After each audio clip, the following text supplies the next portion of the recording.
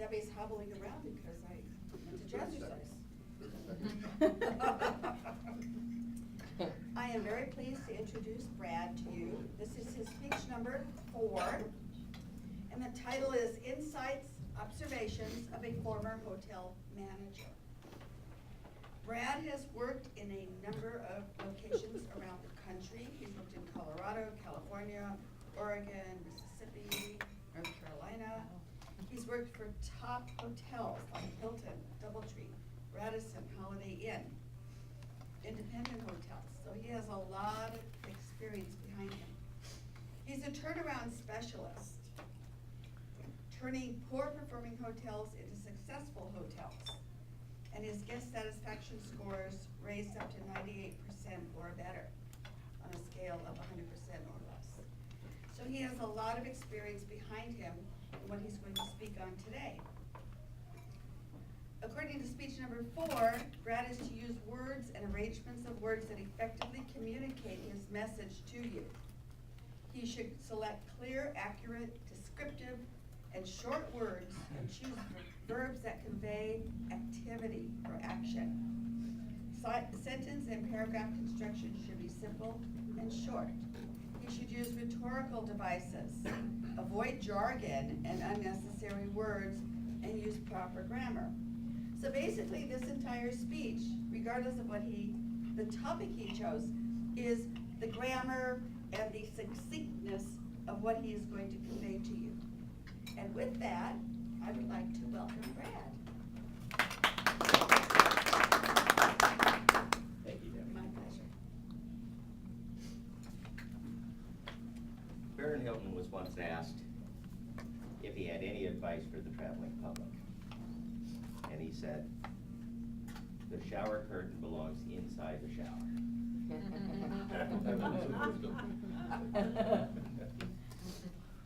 It's funny, the hotel business has, because we all travel, and when we do so, we have all kinds of experiences. Sometimes we're traveling alone in business, or we're traveling with children, and we're away from our home environments and the securities that we normally have.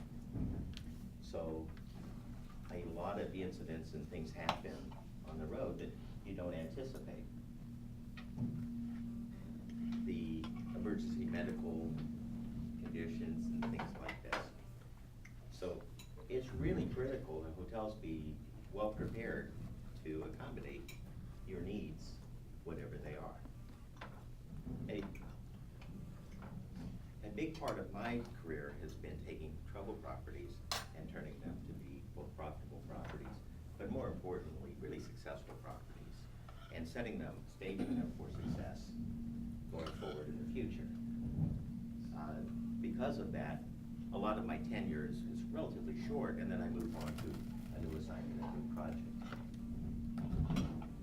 Here's some observations that I have, first about what makes a successful hotel, and then I hope to give you some insight as to how you might use some of this knowledge to your advantage when you're traveling. The basics of the hotel really come around the areas of housekeeping, laundry, and front desk. Certainly there are other areas that are important. It's important that the property is maintained and such, but the first area is say laundry. When housekeepers come in each day, it's critical that they're well stocked and supplied with the tools that they need to do their job each day. The laundry and having the laundry in adequate quantities, having it stocked properly and ready to go is critical to having a good housekeeping effort. Housekeeping, I always told my staff that if you did a survey of the traveling public on why they would return to a hotel again, housekeeping has always been number 1 and has never fallen to number 2. If we don't spend a significant part of our time each day thinking about what that means to the traveling public, and we're really missing an opportunity. And the hotels that have been number one in the country in sales, et cetera, have always had a record of consistent, high-quality cleanliness. For this reason, I used to spend 15% of my day, every day, inspecting rooms, interacting with housekeepers, or addressing policies that might have an effect on cleanliness. All of my hotels have achieved 99% or greater satisfaction on a single indicator of cleanliness. This is done by having the right number of housekeepers. This will sound very strange. I took over a hotel that had 600 rooms, and they had 128 housekeepers. Because they had 128 housekeepers, scheduled 100 on any given day, the hotel was never clean. I cut that staff to 45 housekeepers, 8 supervisors, and 1 housekeeping manager, and we achieved the cleanliness that we had before.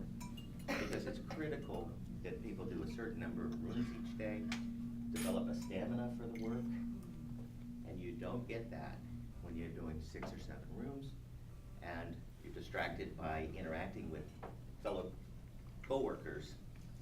And ultimately, when you have that much free time on your hand, you get into fights, pettiness, hoarding, and disrupting the distribution of the materials that you're really supposed to have available to you.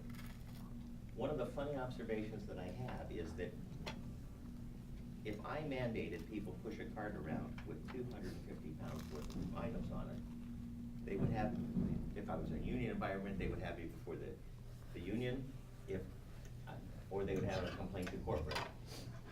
If I don't monitor and stock the carts, they will add soap, shampoo, towels, 150 washcloths, and so on, and very often their cart rises by about 112 pounds because of their own doing. And this is one of the reasons my housekeepers have inordinate number of back injuries, et cetera. But by having the right number of people and keeping them busy, the second part of that is the supervisors. In a poorly running hotel, the supervisors typically do not go and inspect the rooms right as they start the day. They wait till about 1 o'clock when there's a good number of rooms to be inspected, and then they start running around inspecting them and giving them just a few minutes apiece. The real secret to housekeeping is to clean the rooms, and in the next half hour, have the supervisor spend 5 minutes per room. If there's things are missing because we haven't stocked them properly, the housekeeping supervisor will know that, find the inventory, put it on the carts, and solve the problem before we repeat it X number of rooms. The second issue on that is that the supervisors tend to coffee clutch if you don't keep them busy. Okay. The third area is for front desk. And the front desk, their number one job is to take the information that's been collected in the computer, review it, and see whether we can meet special requests. Their number two job is when you depart from the hotel, to find out what it is you liked about a particular accommodation and ask if they could put that in the notes for future visits. One of the things that how the front desk tends to do is tends to rush toward trying to assign your room. And in so doing, they tend to lock up the number of vacant rooms, they assign them first. And in so doing, don't have the inventory available, so when you walk in, then you can be accommodated. All the clean rooms have been blocked for arriving guests. The number one thing that you can do to make sure you get the room type that you want is ask for a special request. If you ask for extra pillows and that sort of thing, it will be accommodated, and you will be treated differently than all the arriving guests. Thank you.